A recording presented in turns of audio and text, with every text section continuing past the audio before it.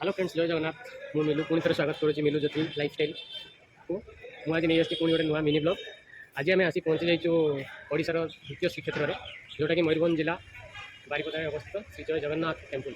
तो आसतु आज मुझे जगन्नाथ टेम्पल बुलेकी देखी चलते देखा।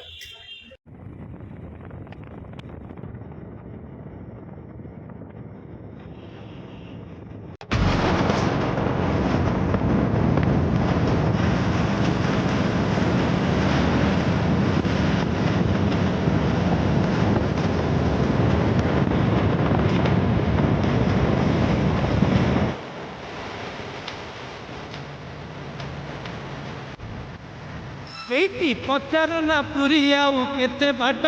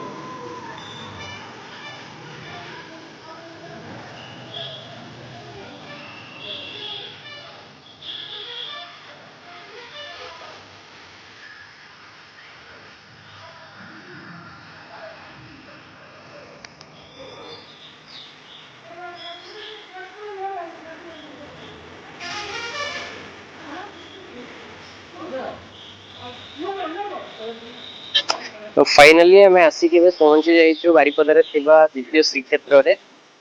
तो चलतु भीतर को जीवा आपण को देखा चेष्टा करी मंदिर में विराजमान होता महाप्रभु श्री जगन्नाथ बलभद्र आ सुभद्रा को भावुँ भिडियो आनी पारिनी कहीं नाट मंदिर वीडियो फोटो ये सब अलाउ करना आगुरी अलाउ करुले करूना।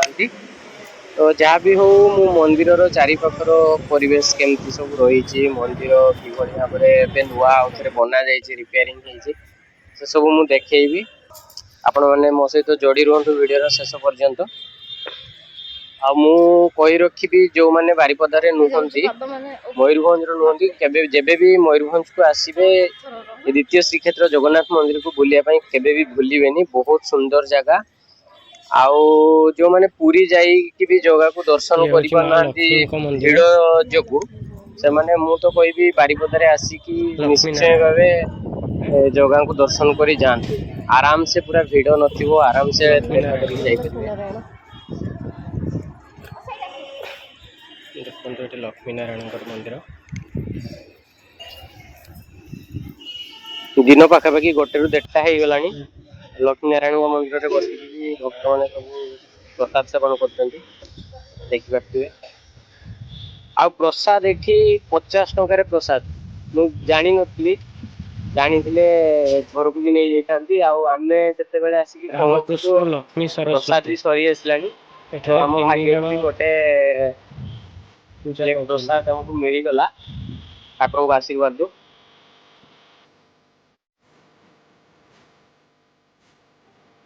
देखो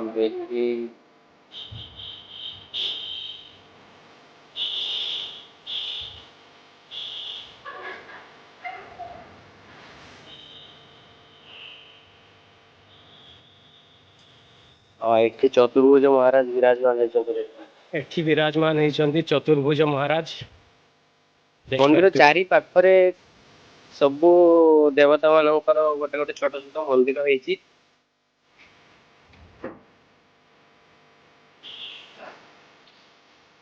एटा जो आगे देखा रोसईशाल महाप्रभु जगन्नाथ रोसई हुए।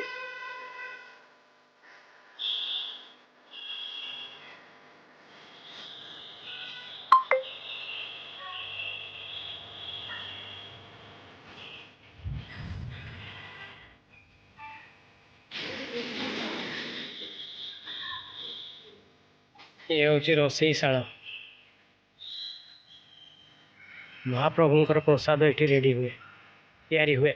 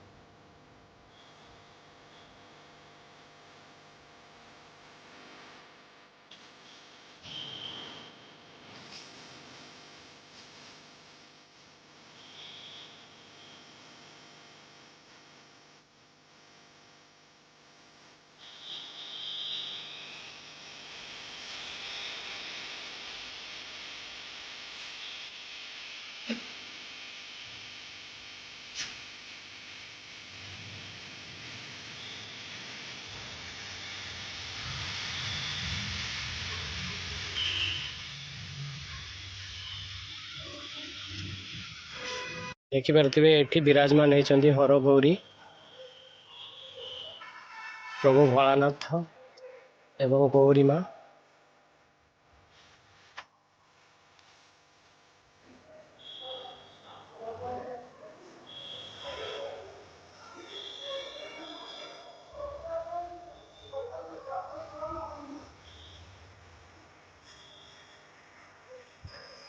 ଏଠି ମା ବିରାଜମାନ ହେଉଛନ୍ତି ବେଢା କାଳୀ।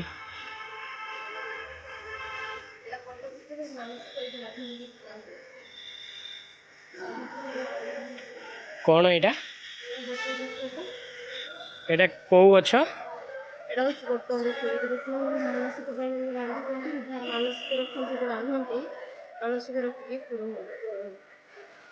ତ ସାଙ୍ଗମାନେ ଏ ହେଉଛି ବଟ ବୃକ୍ଷ। ଏଠି ଯେଉଁମାନେ ମାନସିକ ରଖିବା ପାଇଁ ଚାହାନ୍ତି ଆଉ ମାନସିକ କରି ଏଠି ବାନ୍ଧିଲେ ତାଙ୍କର ମନସ୍କାମନା ସବୁ ପୂର୍ଣ୍ଣ ହୁଏ। ଦେଖିପାରୁଥିବେ ଲୋକ ବି ବହୁତ ବାନ୍ଧିଛନ୍ତି। ମୋ ସାଇଡ଼ରେ ବଟେଶ୍ୱର ବି ଅଛନ୍ତି, ଦେଖନ୍ତୁ ପ୍ରଭୁ ମହାଦେବ। ବଟେଶ୍ୱର। ଏଇଭଳି ଥିଲା କିଛି ଆମର ଦ୍ୱିତୀୟ ଶ୍ରୀକ୍ଷେତ୍ରର ଦୃଶ୍ୟ। ତ ଆପଣମାନଙ୍କୁ ମୁଁ ସଜେଷ୍ଟ କରିବି, ଯିଏ ବି ବାରିପଦା ଆସୁଛି ସେ ନିଶ୍ଚୟ ଏଇଠି ଥରେ ନା ଥରେ ବୁଲିକି ଯାଆନ୍ତୁ ଜଗନ୍ନାଥ ମନ୍ଦିର। ଆଉ ବହୁତ ଶାନ୍ତି ଏଠି। ଅଲଗା ଦିନରେ ବେଶୀ ଭିଡ଼ ବି ହୁଏନି, ଆରାମସେ ଆସିକି ଜଗନ୍ନାଥର ଦର୍ଶନ କରିକି ଆପଣମାନେ ଯାଇପାରିବେ। ଆଉ ବହୁତ ଖରା ହେଇଗଲାଣି, ଭିଡ଼ିଓ ବି ବେଶୀ ଲମ୍ବା କରିବାନି। ଭିତରେ ଭିଡ଼ିଓ କରିବା ପାଇଁ ଦେଉନାହାନ୍ତି ମନ୍ଦିର ଭିତରେ, ଆମେ ବାହାର ସାଇଡ଼ରେ ସେଥିପାଇଁ ଭିଡ଼ିଓ କରିକି ଦେଖେଇଲୁ ଆପଣମାନଙ୍କୁ। ତ ଠିକ୍ ଅଛି, ଆଜି ପାଇଁ ଏତିକି। ରହିଲି। ଜୟ ଜଗନ୍ନାଥ।